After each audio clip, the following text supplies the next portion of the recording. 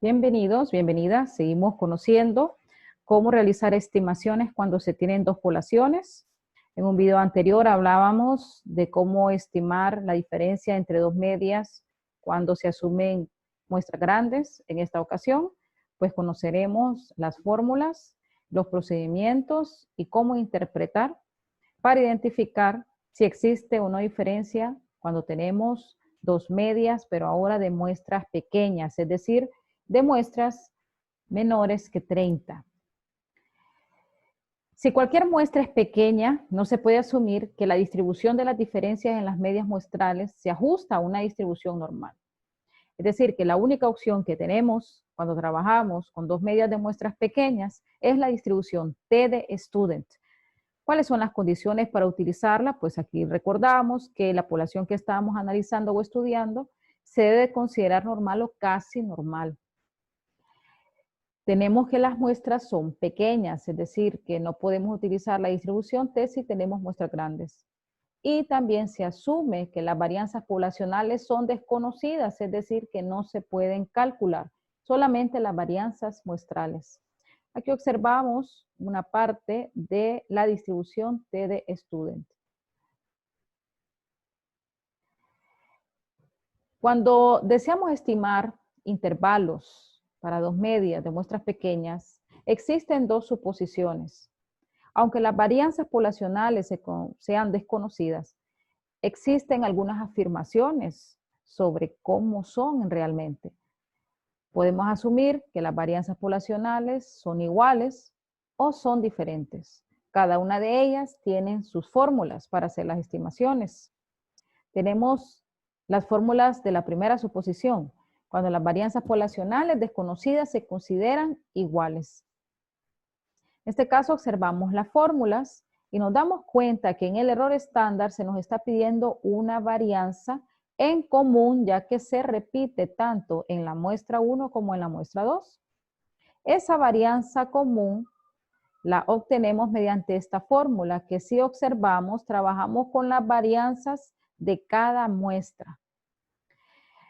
Se utiliza la distribución T de student, por lo tanto nos recuerda que para encontrar el valor T se necesita de alfa, que es la probabilidad de error, y de los grados de libertad, que en esta primera suposición, asumiendo que las varianzas son iguales, los grados de libertad se obtienen N1 más N2 menos 2.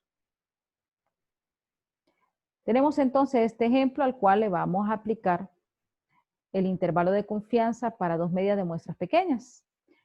Las negociaciones salariales entre su empresa y el sindicato de sus trabajadores están a punto de romperse. Existe un desacuerdo considerable sobre el nivel salarial promedio de los trabajadores en la planta de Atlanta y en la planta de Newport News, Virginia. Los salarios fueron fijados por el antiguo acuerdo laboral de hace 3 años y se basan estrictamente en la antigüedad. Debido a que los salarios están controlados muy de cerca por el contrato laboral, se asume que la variación en los salarios es la misma en ambas plantas y que los salarios están distribuidos normalmente. Sin embargo, se siente que existe una diferencia entre los niveles salariales promedio debido a los patrones de antigüedad diferentes en las dos plantas. El negociador laboral que representa la gerencia desea que usted desarrolle un intervalo de confianza del 98% para estimar la diferencia entre los niveles salariales promedio. Si existe una diferencia en las medias, deben hacerse ajustes para hacer que los salarios más bajos alcancen el nivel de los más altos. Y tenemos aquí los datos que se obtuvieron de las muestras. Por lo tanto, este ejercicio es un ejercicio de media, ya que se desea comparar los niveles salariales promedio de los trabajadores en ambas plantas, ya que aunque se asuma que la variación en los salarios es la misma, aparentemente hay desacuerdos, ya que los trabajadores argumentan que probablemente realizando las mismas actividades en ambas plantas a uno se les está pagando mejor. Por lo tanto, usted debe identificar si hay diferencia en los niveles salariales. Vamos a suponer que usted se fue a la primera planta y que entrevistó a 23 trabajadores. De ellos obtuvo una media de lo que ganan por hora y a la vez usted aprovechó y ya calculó la varianza. En esta situación, es necesario justificar por qué son muestras pequeñas en lugar de muestras grandes, ya que si usted puede optar por muestras grandes, lo debe hacer. Las muestras pequeñas son la situación que amerita muestras pequeñas. En esta situación podríamos pensar que los trabajadores, los cuales están argumentando esos problemas, esos desacuerdos, serían un departamento en donde no hay muchos trabajadores. Por lo tanto, amerita un muestreo de muestras pequeñas. Veamos ahora el desarrollo.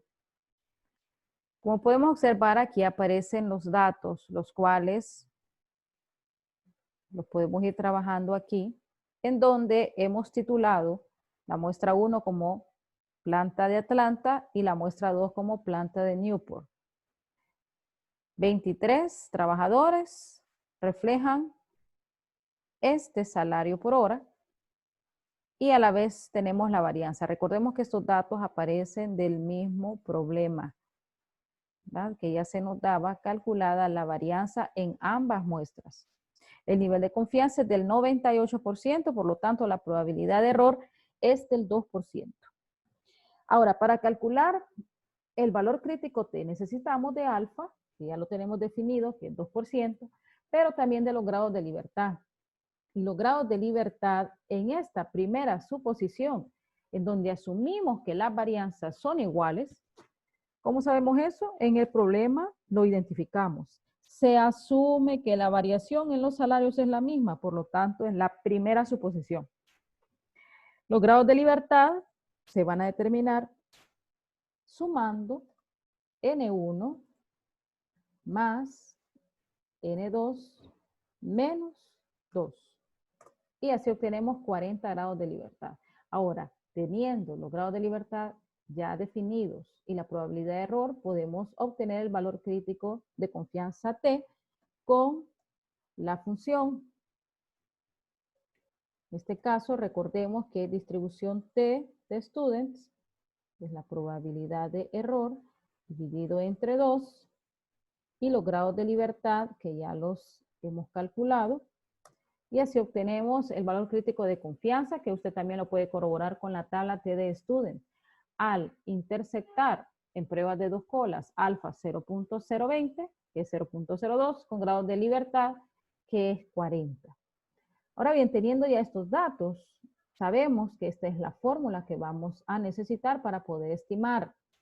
Antes de sustituir los valores en la fórmula, necesitamos calcular previamente la varianza en común, ya que como asumimos que la varianza es igual, la varianza poblacional es la misma, es necesario hacer este procedimiento, es decir, calcular una varianza en común, la cual la vamos a sustituir en la fórmula del intervalo. ¿Cómo lo vamos a hacer? Vamos a ubicar en la celda y vamos a seguir la fórmula. En este caso, necesitamos, vamos a hacer doble paréntesis, la varianza 1, que la tenemos ya aquí definida, por, abrimos paréntesis, N1 menos 1, cerramos paréntesis, más la varianza 2, que multiplica a N2 menos 1, cerramos y cerramos, y aquí ya tenemos el numerador.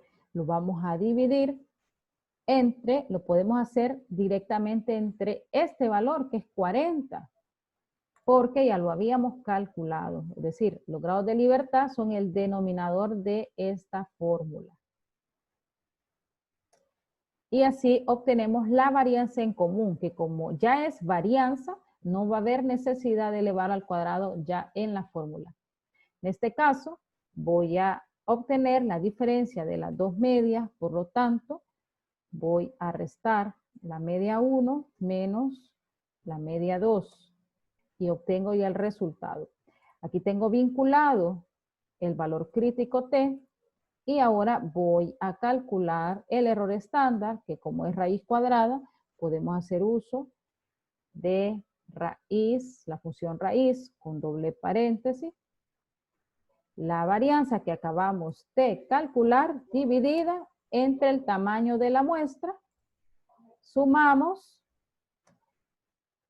de nuevo la varianza dividida, pero ahora entre el tamaño de la muestra 2. Cerramos y cerramos. Obtenemos el error estándar y ahora necesitamos multiplicar estos dos factores, que ya lo tenemos aquí. ¿Verdad? Podemos visualizar que es la multiplicación de estos dos. Teniendo este número y este número, ahora podemos encontrar los límites de confianza.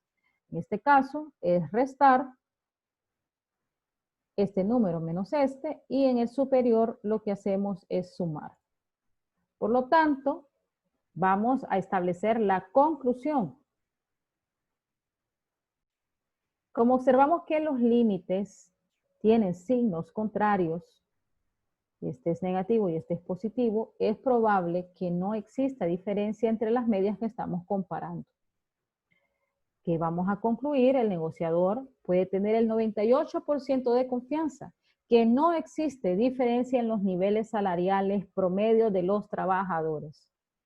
Por lo tanto, no hay necesidad de hacer ajustes salariales. Y es así como estimamos intervalos de confianza para la diferencia de dos medias de muestras grandes con la primera suposición, asumiendo varianzas poblacionales iguales.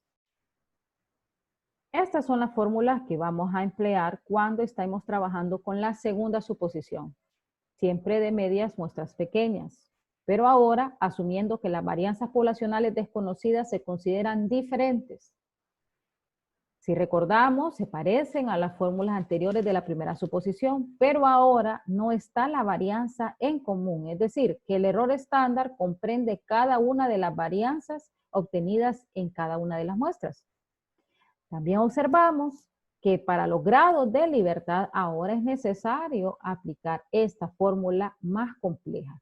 Ya los grados de libertad no se obtienen N1 más N2 menos 2, sino que mediante esta fórmula. Y como observamos que dentro de ella hay operaciones de divisiones, multiplicaciones, sumas, es muy probable que le dé con números decimales los grados de libertad. Por lo tanto, va a menospreciar la parte decimal y solamente se va a enfocar en la parte entera. Tenemos entonces este ejemplo. Acme Limitada vende dos tipos de amortiguadores de caucho para coches de bebés. Las pruebas de desgaste para medir la durabilidad revelaron que 13 amortiguadores del tipo 1 duraron un promedio de 11.3 semanas, con una desviación estándar de 3.5 semanas, mientras que 10 del tipo 2 duraron un promedio de 7.5 semanas, con una desviación estándar de 2.7 semanas. El tipo 1 es más costoso para fabricar y el director ejecutivo no desea utilizarlo a menos que tenga un promedio de duración de por lo menos 8 semanas más que el tipo 2. También tolerará una probabilidad de error de solo el 2%.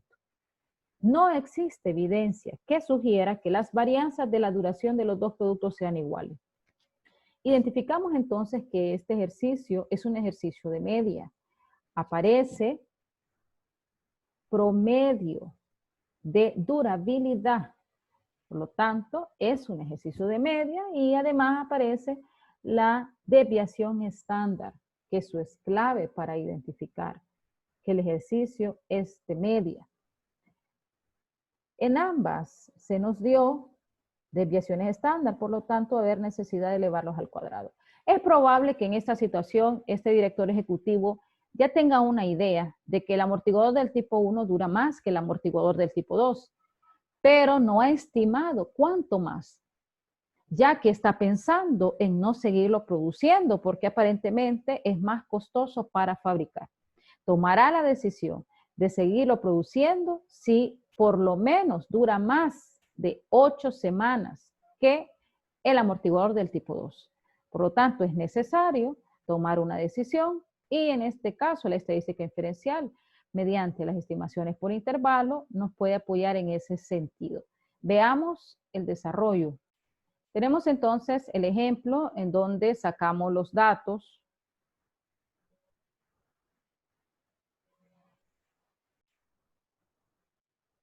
Vamos a identificar los datos de la muestra 1 como tipo 1, recordando que es el amortiguador del tipo 1, y los datos de la muestra 2 como tipo 2.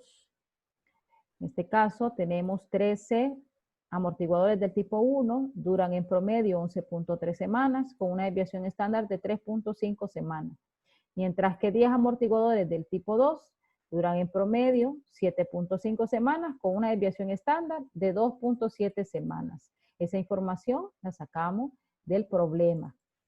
Como necesitamos las varianzas, podemos ya aprovechar aquí en los datos, ir calculando dichas varianzas. Por lo tanto, es necesario elevar al cuadrado las desviaciones estándar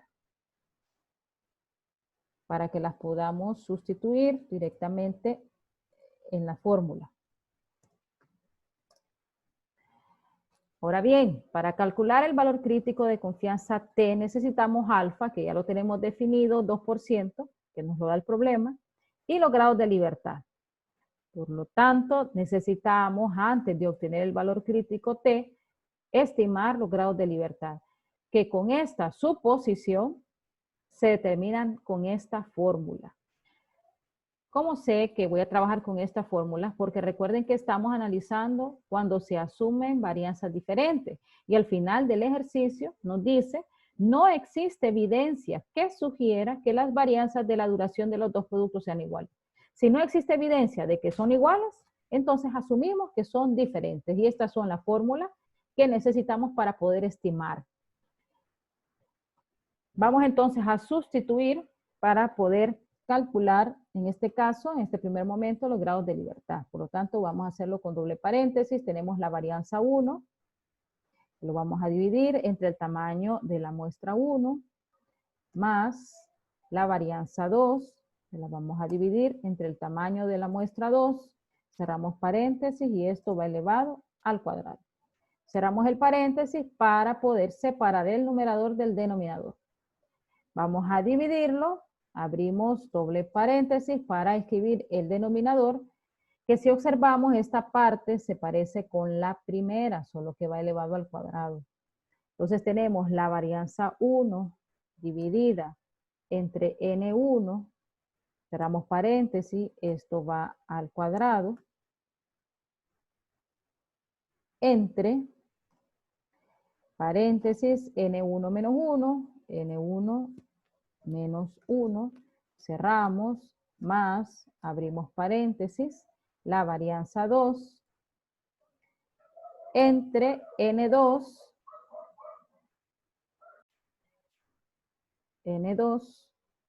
cerramos paréntesis, elevado al cuadrado, entre, abrimos paréntesis, n2, menos 1, cerramos, cerramos. Y obtenemos 20,995. Es decir, 20.995. Y les mencionaba anteriormente que vamos a menospreciar la parte decimal y en este caso vamos a decir 20 grados de libertad. Por lo tanto, ya encontramos los grados de libertad, podemos entonces encontrar el valor crítico Z, recordando aquí buscarlo con T, no Z, T. Necesitamos la probabilidad, que es el error, dividido entre 2, y necesitamos los grados de libertad que ya encontramos, y así obtenemos el valor crítico, que observan que ya lo tengo vinculado aquí, ¿verdad? Para ir sustituyendo en la fórmula. Ahora bien, necesito la diferencia de las medias, por lo tanto voy a restar esta media 1 de la media 2, y la parte del error estándar, pues vamos a activar la función de raíz. Lo hacemos con doble paréntesis. Un paréntesis más, la varianza 1 dividida entre n1 más la varianza 2 dividida entre n2. Y así obtenemos el error estándar. Ahora necesitamos en el siguiente paso obtener un solo número. Por lo tanto, va a ser la multiplicación de estos dos factores. Teniendo ya este número, podemos encontrar el límite inferior, que es la resta de ambos números, y el límite superior de confianza, que es la suma. Como los límites reflejan el mismo signo, es probable que las medias que estamos comparando reflejen diferencia. Ya que los dos son positivos, podemos asumir que la media 1 es mayor que la media 2. Concluimos, el director ejecutivo puede tener el 98% de confianza que el amortiguador del tipo 1 dura entre 0.5 y 7.1 semanas, más que el tipo 2. Aunque en el intervalo se refleja que sí hay una diferencia y que el amortiguador del tipo 1 dura más, porque la media 1 representa el tiempo promedio de duración.